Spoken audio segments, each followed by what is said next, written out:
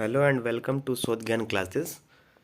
आज हम लोग शोध ज्ञान क्लासेस के अंतर्गत हिंदी ईवीएस और सीडीपी के कुछ महत्वपूर्ण प्रश्नों को देखेंगे। इसके अंतर्गत पहला प्रश्न पर्यावरण से जो है, पहला है पर्यावरण व पारिस्थितिकी का जैविक घटक क्या है। चार ऑप्शन है मृदा, जल, वायु, वनस्पति।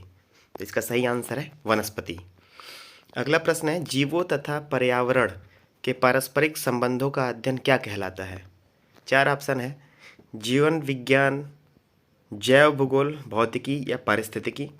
तो इसका आंसर है कि जीवों और पर्यावरण के जब पारस्परिक संबंधों की बात की जाएगी तो वो पारिस्थितिकी या इकोलॉजी के अंतर्गत आएगा। अगला प्रश्न है कि इकोलॉजी या पारिस्थितिकी शब्द का सर्वप्रथम प्रयोग किसने किया है।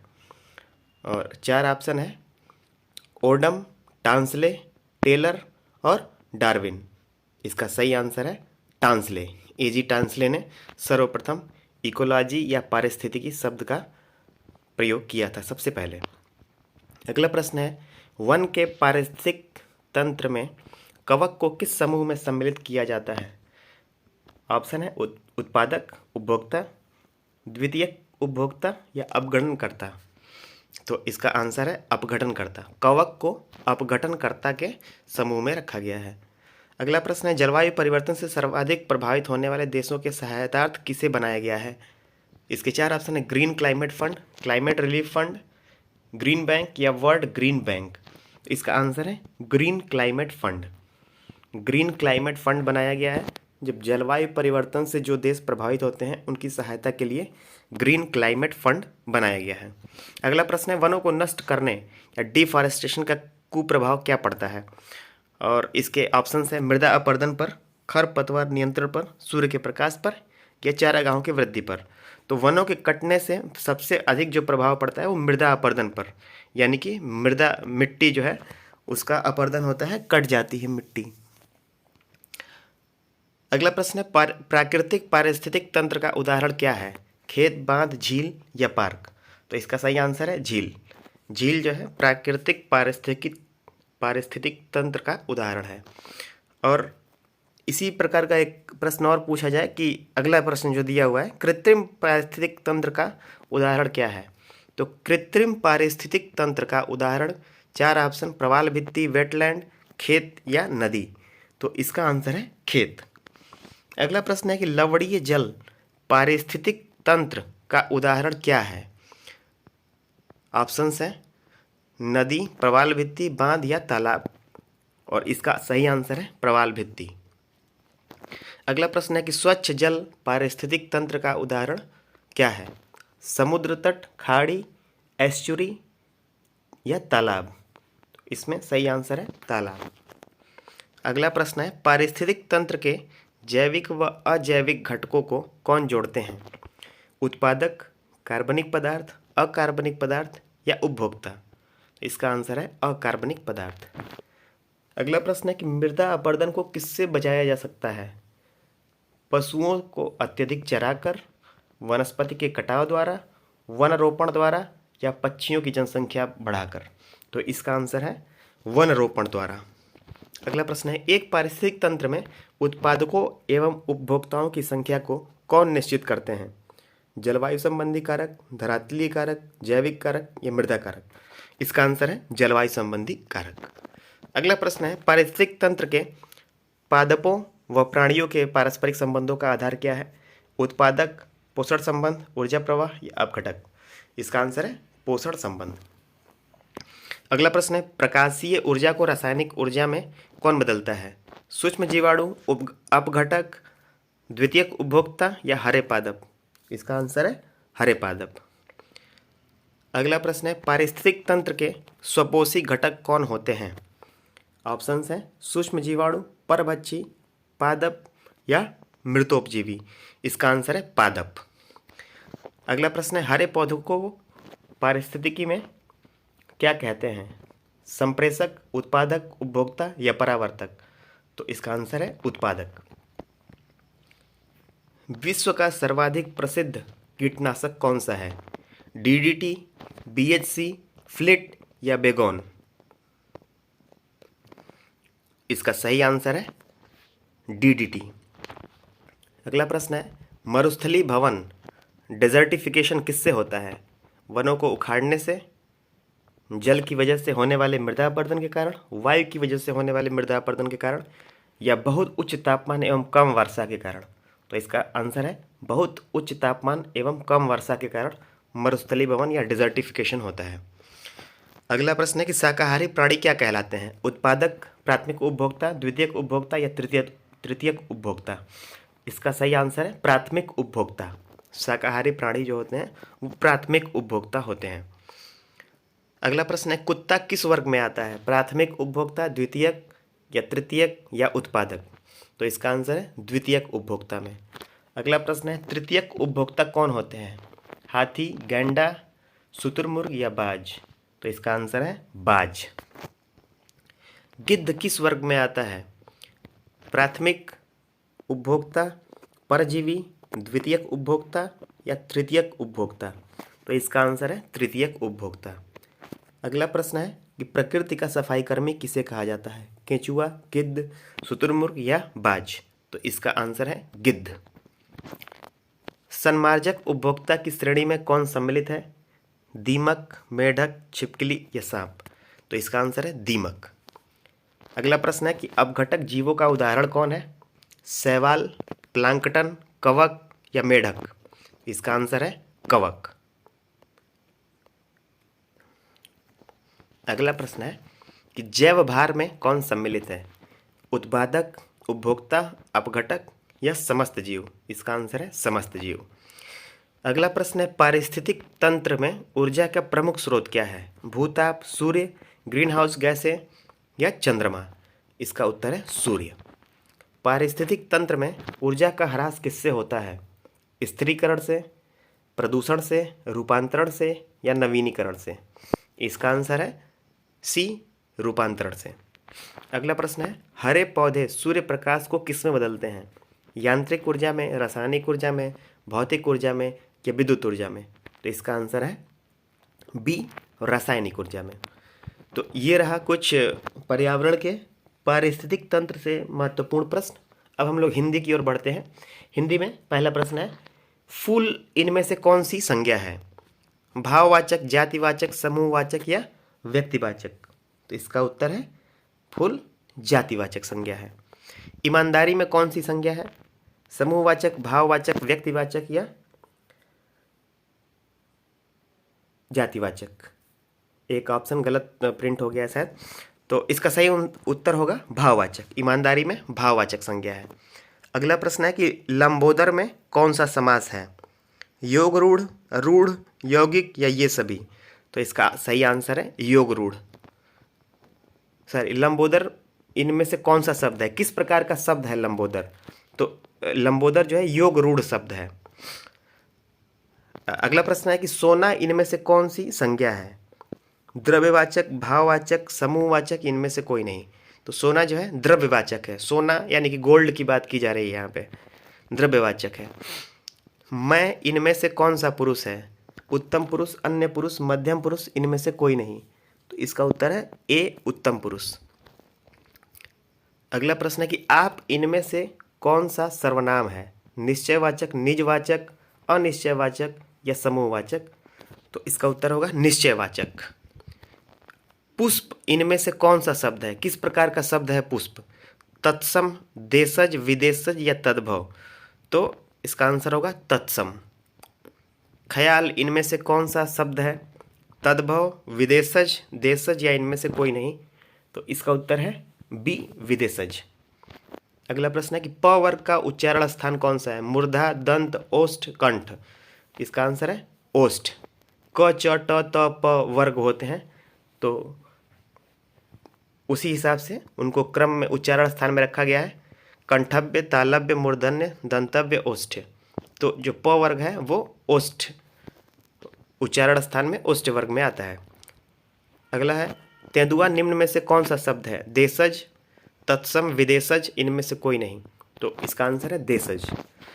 अगला प्रश्न है, गोल निम्न में से कौन सा विशेषण है? परिमाणवाचक विशेषण, इनमें से कोई नहीं। सर्वनामिक विशेषण या गुणवाचक विशेषण? इसका सही आंसर है डी, गुणवाचक विशेषण। कोई निम्न में से कौन सा विशेषण है? गुणवाचक विशेषण, सर्वनामिक विशेषण, परिमाणवाचक विशेषण या इनमें से कोई नहीं? तो इसका आंसर है सर्वनामिक विशेषण। पुस्तक कौन सा शब्द है? विदेशज, तत्सम, तद्भव या देशज? जो पुस्तक है वो तत्सम शब्द है। अगला प्रश्न है कि तुम जा रहे हो, ये कौन सा काल है? वर्तमान काल, भविष्यत काल, भूतकाल या इनमें से कोई नहीं? तो बहुत आसान सा सवाल है, वर्तमान काल। नाक कौन सा लिंग है? नाक में कौन सा लिंग है? नाक जो शब्द है इसमें स्त्रीलिंग, पुल्लिंग, ए या बी दोनों या इनमें से कोई नहीं? तो इसका सही आंसर होगा बी, स्त्रीलिंग। समास कितने प्रकार के होते हैं? 5, 9, 6 या 9? 2 बार ऑप्शन 9 दे दिया है, कोई बात नहीं है। इसका सही आंसर है सी, 6, 6 प्रकार के। नवयुवक में कौन सा समास है? कर्मधारय, द्विगु, बहुब्रीहि या द्वंद्व? इसका सही आंसर है कर्मधारय। अगला प्रश्न है प्रतिदिन में कौन सा समास है? द्विगु, बहुब्रीहि, अव्ययी भाव या द्वंद्व? इसका सही उत्तर है सी, अव्ययी भाव। अगला प्रश्न है नीलकंठ में कौन सा समास है? द्विगु, बहुब्रीहि, तत्पुरुष या अव्ययी भाव? इसका सही आंसर है बी, बहुब्रीहि। अगला प्रश्न पाप पुण्य में कौन सा समास है? द्वंद्व, द्विगु, अव्ययी भाव या इनमें से कोई नहीं? इसका आंसर होगा द्वंद्व समास। अगला प्रश्न है हिंदी किस भाषा परिवार की भाषा है? भारोपीय, द्रविड़, आस्ट्रिक या चीनी तिब्बती? तो इसका उत्तर है भारोपीय। भारत में सबसे अधिक बोले जाने वाली भाषा कौन सी है? हिंदी, संस्कृत, तमिल या उर्दू? इसका सही आंसर है हिंदी। हिंदी भाषा का जन्म हुआ है अपभ्रंश काल से, लौकिक संस्कृति से, पाली प्राकृत से या वैदिक संस्कृत से? इसका सही आंसर है अपभ्रंश से। अगला प्रश्न निम्न में से कौन सी बोली अथवा भाषा हिंदी के अंतर्गत नहीं आती है? कन्नौजी, बांगरू, अवधी या तेलुगु? इसका आंसर है डी, तेलुगु। भारतवर्ष में हिंदी को आप किस वर्ग में रखेंगे? राजभाषा, राष्ट्रभाषा, विभाषा या तकनीकी भाषा? तो इसका सही आंसर है हिंदी जो है वो राजभाषा है। अगला प्रश्न है निम्न में से कौन सी भाषा देवनागरी लिपि में लिखी जाती है? गुजराती, उड़िया, मराठी या सिंधी? इसका सही आंसर है सी, मराठी। अगला प्रश्न है अधिकतर भारतीय भाषाओं का विकास किस लिपि से हुआ है? शारदा लिपि, खरोष्ठी लिपि, कुटिल लिपि, ब्राह्मी लिपि? इसका सही आंसर है ब्राह्मी लिपि। हिंदी भाषा किस लिपि में लिखी जाती है? गुरुमुखी, ब्राह्मी, देवनागरी या सौराष्ट्री? इसका आंसर है देवनागरी। वर्तमान हिंदी का प्रचलित रूप है अवधी, ब्रजभाषा, खड़ी बोली या देवनागरी? इसका सही उत्तर है खड़ी बोली। भाषाई आधार पर सर्वप्रथम किस राज्य का गठन हुआ था? पंजाब, जम्मू कश्मीर, राजस्थान या आंध्र प्रदेश? तो इसका सही उत्तर है आंध्र प्रदेश। तो अब इन 30 हिंदी के प्रश्नों के बाद अब बाल मनोविज्ञान की ओर बढ़ते हैं। बाल मनोविज्ञान में सबसे पहला प्रश्न आधुनिक मनोविज्ञान के जनक माने जाते हैं? स्किनर, जेम्स, वुडवर्थ या वाटसन? इसका सही आंसर होगा बी, विलियम जेम्स। अगला प्रश्न है कि ईगो लिबिडो का अर्थ क्या है? ईगो लिबिडो का अर्थ क्या है? 4 ऑप्शन आत्म प्रेम, वस्तु लिबिडो, ईगो मनोग्रंथि या ईगो सिंटोनिक? इसका सही आंसर है ए, आत्म प्रेम। ईगो लिबिडो की जो लिबिडो का जो संप्रत्यय है वो फ्रायड ने दिया है। सिगमंड फ्रायड ने अपने मनोविश्लेषणात्मक सिद्धांत में लिबिडो की चर्चा की है। अगला प्रश्न है कि E.H. इरिक्सन के अनुसार मनोलैंगिक विकास की कितनी अवस्थाएं हैं? 8, 6, 7 या 9? इसका सही आंसर है 8। बच्चे की बुद्धि लब्धि 90 से 110 के मध्य है तो वह है सामान्य बुद्धि, प्रखर बुद्धि, उत्कृष्ट बुद्धि या प्रतिभाशाली? इसका सही आंसर होगा ए, सामान्य बुद्धि। अगला प्रश्न है शिक्षण विधियों तथा शिक्षण नीतियों में अंतर होता है? किसका अंतर होता है? 4 ऑप्शन है प्रारूप का, सिद्धांतों का, उद्देश्यों का या पाठ्य वस्तु का? इसका सही आंसर है उद्देश्यों का। शिक्षण विधियों और शिक्षण नीतियों में उद्देश्यों का अंतर होता है। अगला प्रश्न है कि सुपर ईगो का विकास किस मनोलैंगिक अवस्था में सबसे अधिक होता है? गुदा अवस्था, अव्यक्त अवस्था, जननेंद्रिय अवस्था, यौन प्रधान अवस्था? तो सुपर ईगो का विकास जो है ये अव्यक्त अवस्था के दौरान सबसे अधिक होता है। अगला प्रश्न किस मनोवैज्ञानिक ने कहा कि चेतन मन के साथ अचेतन मन पर भी ध्यान देना चाहिए? ऑप्शंस है जेबी वाटसन, वुडवर्थ, टाइडमैन और फ्रायड। इसका सही आंसर है डी, फ्रायड। अगला प्रश्न है, बच्चों के लिए निःशुल्क एवं अनिवार्य शिक्षा का अधिकार अधिनियम कितने वर्ष के बच्चों के लिए लागू है? ऑप्शंस है 6 से 14 वर्ष, 7 से 13 वर्ष, 5 से 11 वर्ष, 6 से 12 वर्ष। इसका सही आंसर है ए, 6 से 14 वर्ष। आरटीई एक्ट जो है, right to education act, RTE 2009, 86 constitutional amendment act, 86वें संविधान संशोधन के द्वारा जो 2002 में हुआ, उसके बाद लागू हुआ आरटीई 2009, जिसमें 6 से 14 आयु वर्ग के बच्चों को निःशुल्क एवं अनिवार्य शिक्षा देने का प्रावधान है, जिसे संविधान के अनुच्छेद 21A में रखा गया है। अगला प्रश्न है कि फ्रायड के अनुसार असामान्य व्यवहार का मौलिक कारण है? ऑप्शंस है प्रतिगमन, आंशिक दमन, पूर्ण दमन या कोई नहीं। तो इसका आंसर है असामान्य व्यवहार का कारण है आंशिक दमन। अगला प्रश्न है कि बाल केंद्रित शिक्षा की अवधारणा मनोविज्ञान के किस संप्रदाय ने दी है? गेस्टाल्टवाद, संरचनावाद, मनोविश्लेषणवाद या व्यवहारवाद। इसका सही आंसर है सी, मनोविश्लेषणवाद। मनोविश्लेषणवाद ने ही सबसे पहले बाल केंद्रित शिक्षा की बात की। मनोविज्ञान आचरण एवं व्यवहार का यथार्थ विज्ञान है, ये किसका कथन है? ऑप्शन है स्किनर, वुडवर्थ, मैकडूगल या वाटसन। इसका सही आंसर है सी, मैकडूगल। अगला प्रश्न है कि एक बच्चे की वृद्धि और विकास के अध्ययन की सर्वाधिक अच्छी विधि कौन सी है? मनोविश्लेषण विधि, तुलनात्मक विधि, विकासीय विधि या सांख्यिकी विधि। इसका सही आंसर है विकासीय विधि। अगला प्रश्न है कि शिक्षा के संकुचित अर्थ में शिक्षा प्रदान की जाती है निश्चित स्थान पर, प्रत्येक समय व स्थान पर, जीवन पर्यंत या उपरोक्त सभी। तो प्रश्न ध्यान से समझेंगे, संकुचित अर्थ की बात कर रहा है। संकुचित अर्थ में जो शिक्षा प्रदान की जाती है वो निश्चित स्थान पर प्रदान की जाती है। यदि शिक्षा के व्यापक स्तर की या व्यापक अर्थ की बात की जाती तो ये उपरोक्त सभी होता, जीवन पर्यंत भी होता, प्रत्येक समय प्रत्येक स्थान भी होता और निश्चित स्थान भी होता। लेकिन यदि संकुचित अर्थ की बात करेंगे तो आंसर होगा निश्चित स्थान पर। अगला प्रश्न है, मनोविज्ञान व्यवहार एवं अनुभव का विज्ञान है, किसका कथन है? ऑप्शन है स्किनर, वुडवर्थ, मैकडूगल और वाटसन। इसका सही आंसर है स्किनर। अगला प्रश्न है, बालकों की रुचि, शारीरिक मानसिक योग्यता तथा विभिन्नताओं का ध्यान किस प्रकार के शिक्षण में रखा जाता है? बहुकक्षीय शिक्षण, मनोविज्ञान शिक्षण, सामूहिक शिक्षण या उपरोक्त सभी। तो इसका सही आंसर होगा उपरोक्त सभी। बहुकक्षीय शिक्षण हो या मनोवैज्ञानिक शिक्षण हो या सामूहिक शिक्षण हो, सब में बच्चे की रुचि, शारीरिक मानसिक योग्यता और विभिन्नताओं पर ध्यान देकर शिक्षण कार्य किया जाता है। अगला प्रश्न है कि गार्डनर ने 7 बुद्धि का अधिमान निर्धारित किया, इनमें से कौन सा नहीं है? स्थान संबंधी बुद्धि, भावात्मक बुद्धि, अंतर्वैयक्तिक बुद्धि या भाषात्मक बुद्धि। इसका सही आंसर है कौन सा इसमें से नहीं होगा? तो वो होगा भावात्मक बुद्धि। अगला प्रश्न है, वर्तमान में शिक्षा मनोविज्ञान किस अवस्था में है? ऑप्शन है शैशवावस्था, बाल्यावस्था, किशोरावस्था या वृद्धावस्था। वर्तमान में जो शिक्षा मनोविज्ञान है वो शैशवावस्था में है, तो सही आंसर होगा ए, शैशवावस्था। अगला प्रश्न है कि निम्न में से लंबात्मक विधि का अध्ययन किसने किया था? लंबात्मक विधि ऑप्शन है Garrison, Carl C Garrison, John Dewey, John Locke या कोई नहीं। इसका सही आंसर होगा ए, कार्ल सी गैरिसन ने। अगला प्रश्न है कि आधुनिक काल में एक परिवर्तन हुआ है, मनोवैज्ञानिकों ने धीरे धीरे अपने मनोविज्ञान को दर्शन शास्त्र से पृथक कर लिया है, ये किसका कथन है? रायबर, ड्यूबी, इम्विल या गैरेट। इसका सही आंसर है ए, रायबर ने। अगला प्रश्न है कि एक बच्चे की मानसिक आयु 5 वर्ष तथा वास्तविक आयु 4 वर्ष है, तो उस बच्चे की बुद्धि लब्धि क्या होगी? ठीक है, इस प्रश्न को सॉल्व करने के लिए आपको ये पता होना चाहिए कि बुद्धि लब्धि का फार्मूला मानसिक आयु और वास्तविक आयु के टर्म्स में क्या होता है। तो बुद्धि लब्धि का फार्मूला होता है बुद्धि लब्धि बराबर मानसिक आयु अपान वास्तविक आयु इंटू 100। तो इसके अनुसार हो जाएगा बुद्धि लब्धि बराबर हो जाएगा 5/4 × 100। तो इस बच्चे की बुद्धि लब्धि जब सॉल्व करेंगे तो 4 से 100 का डिवाइड करेंगे, 25 आएगा, 25 में 5 का गुणा करेंगे 125 होगा। तो बच्चे की जो बुद्धि लब्धि होगी वो 125 होगी। अगला प्रश्न है कि निम्नलिखित में से मनोविज्ञान को मन का विज्ञान किसने कहा है? जॉन डेवी ने, डगलस ने, पेस्टोलॉजी ने या स्किनर ने।